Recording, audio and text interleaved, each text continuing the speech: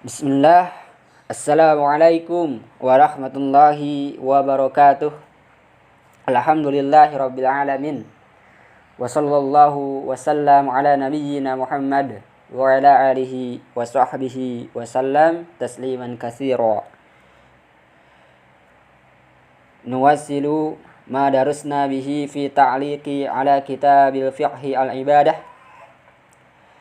Alhamdulillah kita sudah sampai ya pelajaran yang telah kita pelajari ya dalam penjelasan tentang kitab fikih ibadah.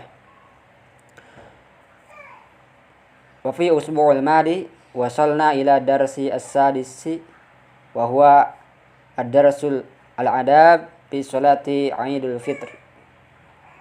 Dan pada pertemuan minggu lalu kita sudah sampai kepada pelajaran yang keenam, yaitu pelajaran tentang adab dalam sholat Idul Fitri. Al-yauma insyaallah sanudarrisu ad-darsa as-sabi'a wa huwa salatu Idul Fitri.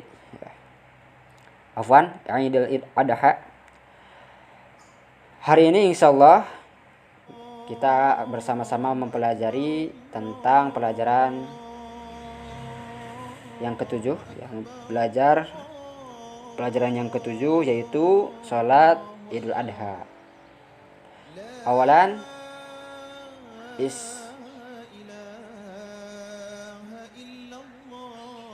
istami'u as-sarha al-muhtasir fi video al-atiyah. Silahkan mendengarkan, menyimak penjelasan singkat pada video berikut. Intazirna. Salatul Eid azabakumullah. استووا أقيموا صفوفكم وسدوا الخلل. Baik, teman-teman, insyaallah kita akan belajar tentang sholat Idul Adha. Boleh dibuka di halaman 33 ya. Insyaallah sudah pada maklum ya. Sholat Idul Adha itu biasa disebut juga Idul Kurban, yang mana di sana biasanya suka banyak orang yang berkurban. Ada yang berkurban unta kalau di Arab ya. Ada yang berkurban sapi, ada yang berkurban kambing ya.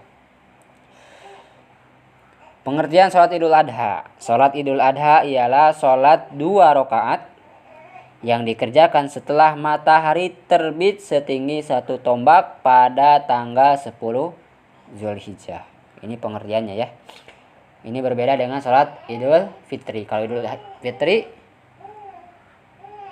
2 tombak. Kalau Idul Adha lebih pagi lagi, yaitu kira-kira sudah setinggi 1 tombak. Sholat Idul Adha hukumnya ialah wajib bagi setiap muslim yang tidak mempunyai halangan ya. Seperti apa contohnya? Kalau wanita banyak, seperti wanita yang sedang haid, kemudian yang sedang nifas, atau orang-orang yang sedang sakit yang tidak bisa ya mengikuti sholat, maka ini tidak apa-apa. Ada pula sebagian ulama yang berpendapat bahwa hukumnya ialah sunnah muakkadah, yaitu kita sangat dianjurkan untuk mengerjakannya ya, jangan sampai ditinggalkannya. Sayang teman-teman, karena sholat ini kan setahun sekali ya. Sholat ini setahun sekali, maka sungguh rugi orang yang tidak bisa menghadiri sholat Idul Adha. Perintah untuk mengerjakan sholat Idul Adha disebutkan dalam firman Allah berikut. A'udzubillahi minasyaitonirrajim. Inna a'tainakal kautsar fasalli lirabbika wanhar. Sungguh kami telah memberimu Muhammad nikmat yang sangat banyak, maka laksanakanlah sholat karena Rabbmu dan berkurbanlah sebagai ibadah dan mendekatkan diri kepadanya. Ya, ini sudah jelas ya dalil tentang perintah sholat Idul Adha dan berkurban. Waktu pelaksanaan sholat Idul Adha. Sholat Idul Adha dilaksanakan pada tanggal 10 Zulhijjah. Ya, 10 Zulhijjah. 10 Zulhijjah biasanya ada pelaksanaan haji ya. bagi orang-orang yang tidak melaksanakan haji, maka disunahkan untuk berkurban. Yaitu ketika matahari berada tepat 1 penggalan atau setinggi 1 tombak. Ya. Ini berdasarkan hadis Rasulullah. Kana Rasulullah yusalli bina al-fitra wa samsu ala qaidi rumhain wal adha ala qaidi rumhain.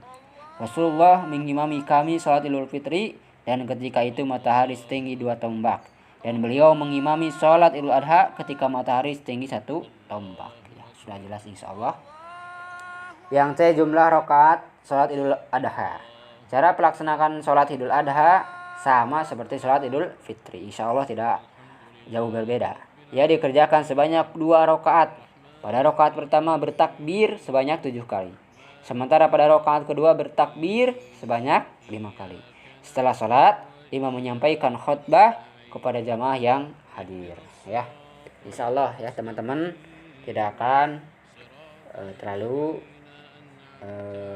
susah ya, karena kita sudah belajar bagaimana cara sholat Idul Fitri sebelumnya, sehingga penjelasan sholat Idul Adha tidak jauh berbeda. Baik teman-teman, hanya itu yang bisa Ustaz sampaikan pada pembelajaran kita kali ini, ya. Mudah-mudahan apa yang Ustaz sampaikan bermanfaat. Silakan teman-teman yang mau menggali lagi wawasannya boleh dilihat di buku-buku fikih, ya, di berbagai sumber, ya. Boleh juga di YouTube, Google, bertanya kepada orang tua atau menghadiri kajian-kajian. Ya. Lau kana ladaikum su'alun tafaddalu uktubu fi ta'liqat. Apabila teman-teman ada pertanyaan, silahkan menulis di kolom komentar atau fi majmu'ati munawwarah, ya. Boleh ditanyakan di grup diskusi. Bisa diakhiri. Wassalamualaikum warahmatullahi wabarakatuh. والآخرة خير وأبقى إن هذا لفي الصحف الأولى صحف إبراهيم وموسى